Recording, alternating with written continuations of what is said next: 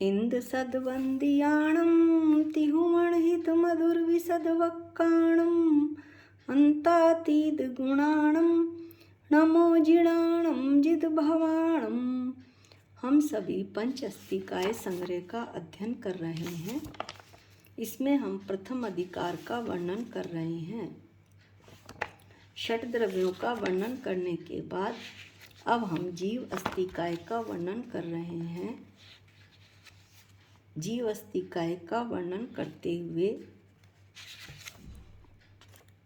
हम गाथा 34 पर आ गए हैं। गाथा 34 का पाठ करते हैं।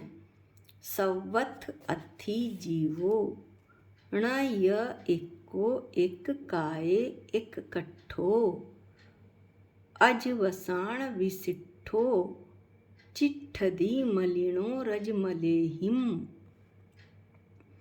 क्या कहना चाहते हैं? कुंदाचार्य अन्वयार्थ पढ़ते हैं। जीवो जीव, सवथ सर्वर्त सर्वत्र कर्मवर्ती सर्व शरीरों में, अथि है य और एकक काये किसी एक शरीर में, एक कट्ठो शीर नीरवत एक रूप से रहता है, तथापि णा एको उसके साथ एक नहीं है।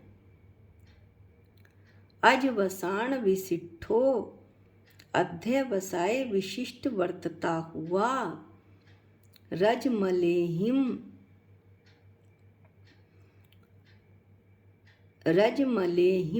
मलिनो रजमल कर्म मल द्वारा मलिन होने से चिट्ठदी वह भ्रमण करता है। यद्यपि अमृतचंदाचार्य ने इसका बहुत अच्छा विश्लेषण टीका में किया है, फिर भी हम अन्वयार्थ को दोबारा पढ़ते हैं कि जीव सर्वत्र कर्मवर्ती सब शरीरों में, जो संसारी जीव को कर्मवर्ती शरीर मिलते हैं, कर्म से एक शरीर से दूसरा शरीर, दूसरे स्थिति से तीसरा शरीर नष्ट होते जाते हैं, लेकिन जीव अनादि से अनंत तक वही रहता है, निगोद से सिद्ध तक। तो इस तरह जीव का अस्तित्व है। पहला पॉइंट हुआ। दूसरा पॉइंट बता रहे कि और किसी एक शरीर में क्षीर नीरवत दूध और पानी के समान एक रूप से रहता है, तथापि शरीर के साथ एक नहीं है। जो उसे शरीर जीव को मिला, उसके साथ वो दूध पानी की भांति रहता है। अभी आगे बताएंगे दूध पानी की भांति कैसे रहता है, लेकिन शरीर के साथ एकमेक नहीं होता। ये दूसरा पॉइंट हुआ, देह से पृथकपना। अब तीसरा पॉइंट है, अध्यवसाय विशिष्ट वर्तता हुआ। रजमल कर्म मल द्वारा मलिन होने से वह भ्रमण करता है। अध्यवसाय विशिष्ट यानी अपनी आत्मा के विकारी परिणाम। ये मेरी बात चल रही है, किसी अन्य जीव की नहीं। राग देश मोह विकारी परिणाम मैं करता हूँ। इन परिणामों से अपनी आत्मा को मलिन करता हूँ, उसके स्वभाव को विभाव रूप परिणमित करता हुआ कर्म मल यानी कर्मों को बांधता हूँ, और कर्म बंद होने से शरीर की प्राप्ति होती है। इस तरह नए शरीर की प्राप्ति होती है।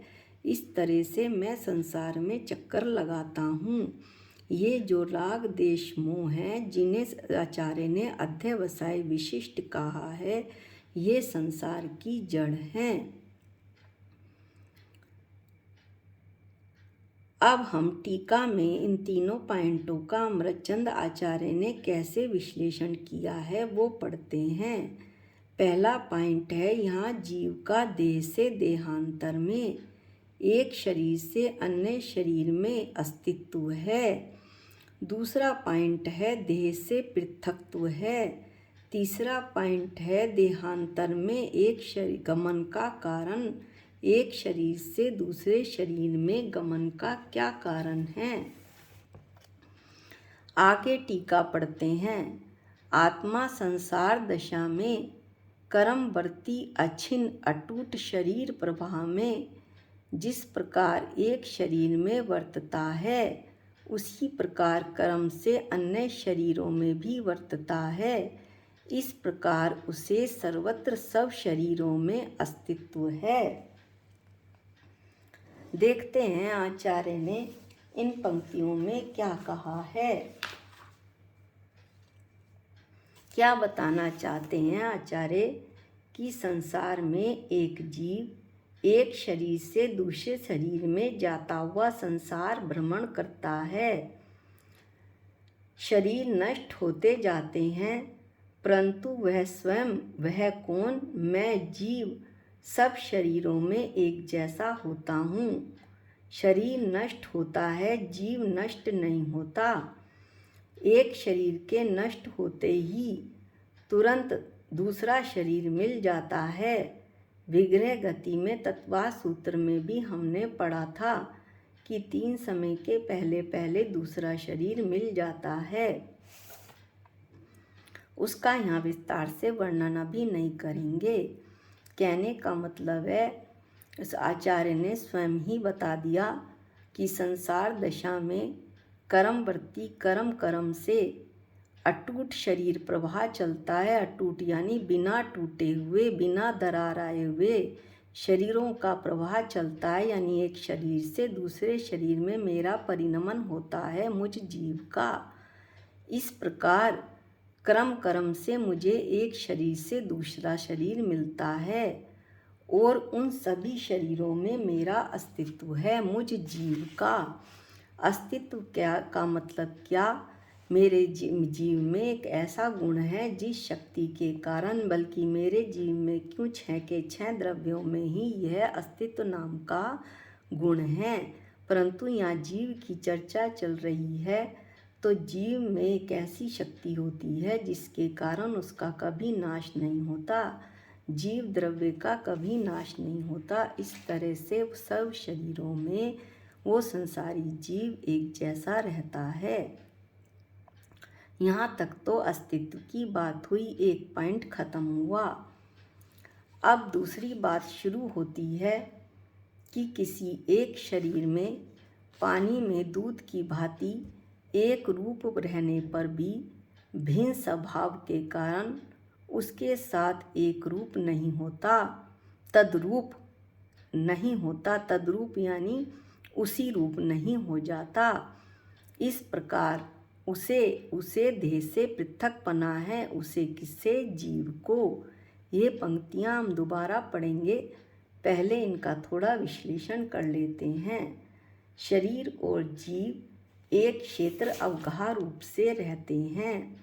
एक क्षेत्र अवगाह का क्या अर्थ हुआ? जिस क्षेत्र में आत्मा के प्रदेश हैं, उसी क्षेत्र में शरीर के प्रदेश भी हैं। लेकिन जीव और शरीर जो पुद्गल है, शरीर पुद्गल है, वो भिन्न स्वभाव वाले हैं। जो जीव द्रव्य है वो चेतन स्वभाव वाला है, और जो शरीर यानी पुद्गल है वो जड़ स्वभाव वाला है, स्पर्श रस गंध वर्ण वाला है, वो अचेतन है।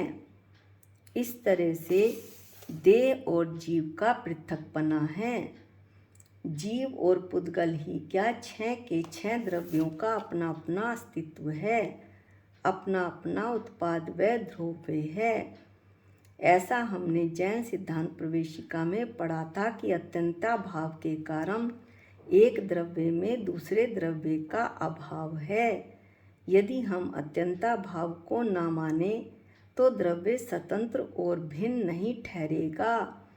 पूरे विश्व की व्यवस्था बिगड़ जाएगी, क्योंकि विश्व 6 द्रव्यों से मिलकर बना है। सारे द्रव्य आपस में एक दूसरे से मिल जाएंगे।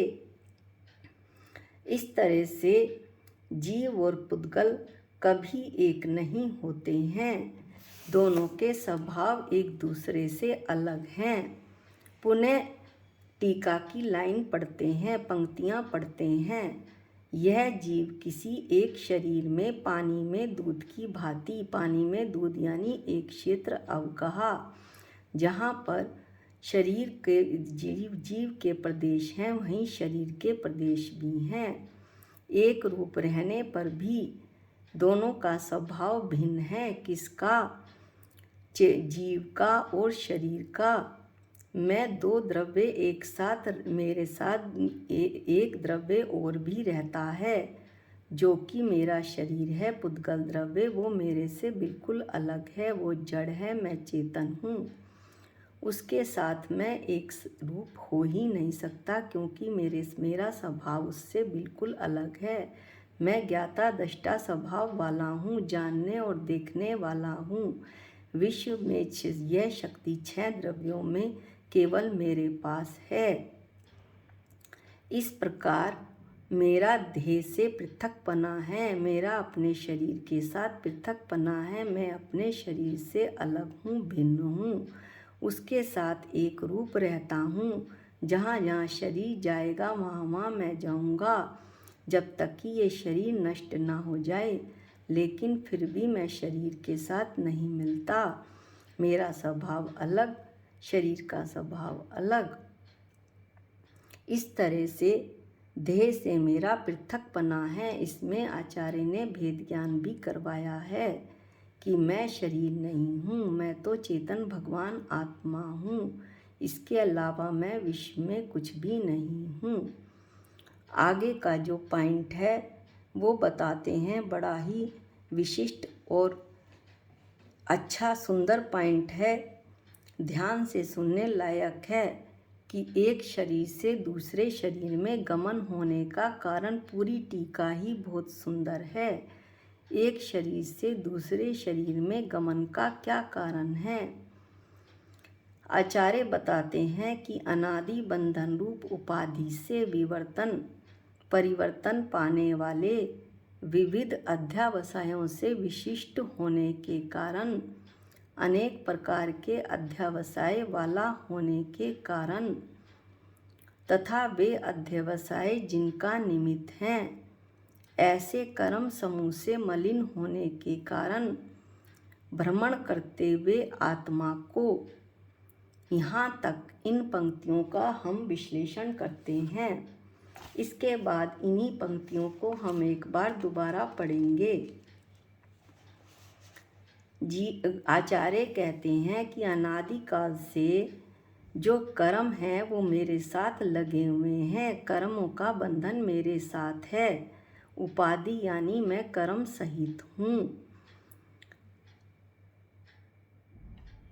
कर्म कौन से? द्रव्य कर्म, जो पुद्गल के ढेले भी कहलाते हैं। लेकिन होता क्या है कि जीव अपने विकारी परिणाम करता है, जिसे आचार्य ने अध्यवसाय नाम दिया।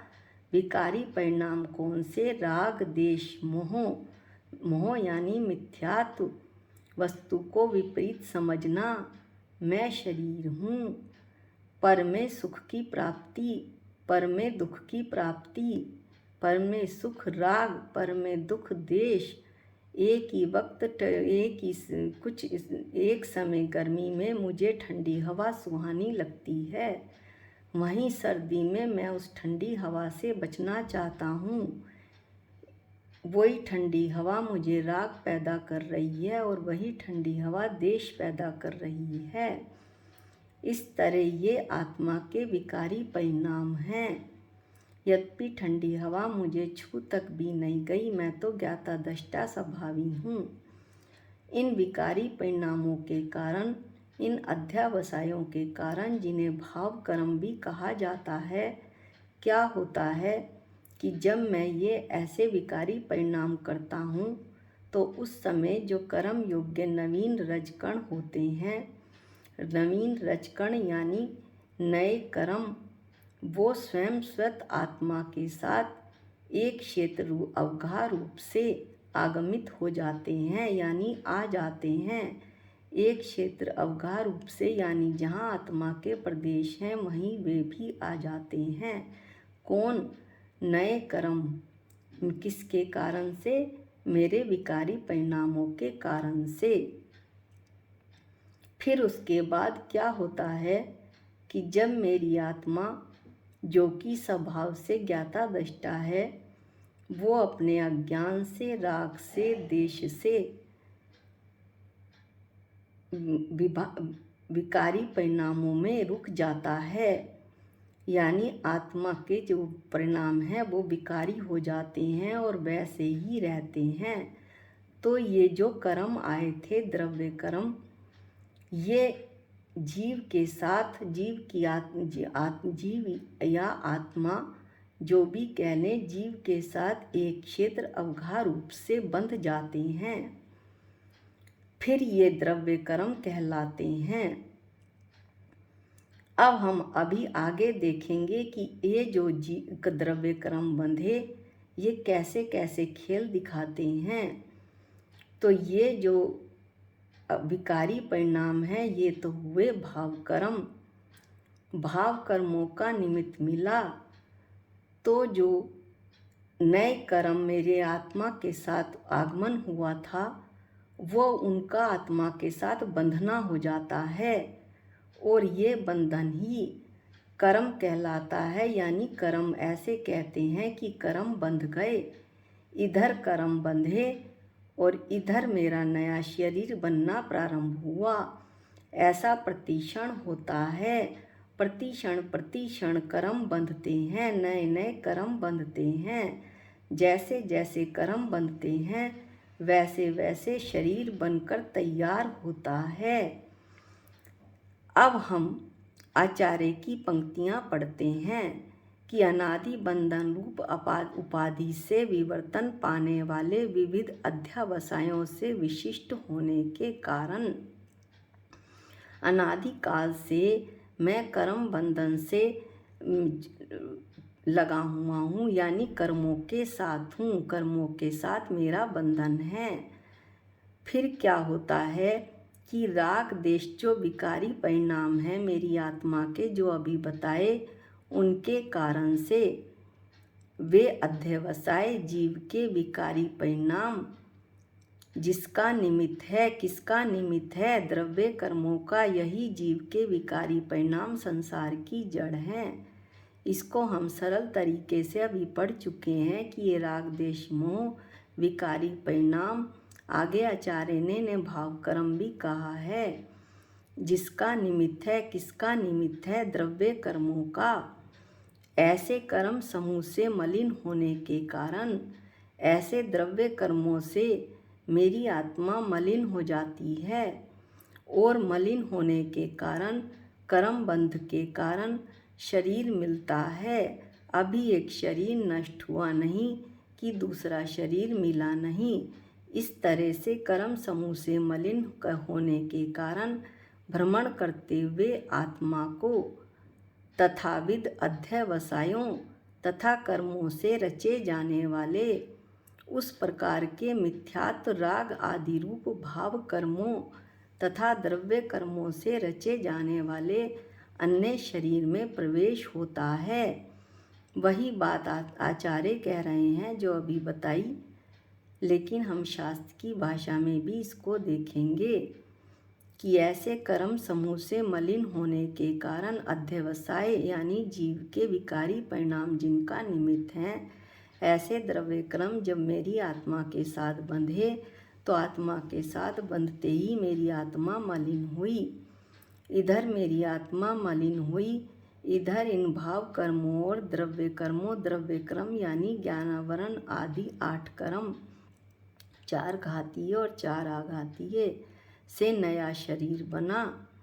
वो नया शरीर बना, पहला शरीर नष्ट हुआ और मेरी आत्मा ने दूसरे शरीर में प्रवेश किया। इस प्रकार इन कर्म बंधों के कारण मेरी आत्मा संसार चक्र में भ्रमण करती है। मेरा जीव संसार चक्र में चक्कर लगाता है, 4 गति 84 लाख योनियों में घूमता है। इस प्रकार आचार्य ने देहांतर में गमन होने का कारण कहा। देहांतर यानी एक शरीर से दूसरे शरीर में गमन होना। अब मुझे करना क्या है?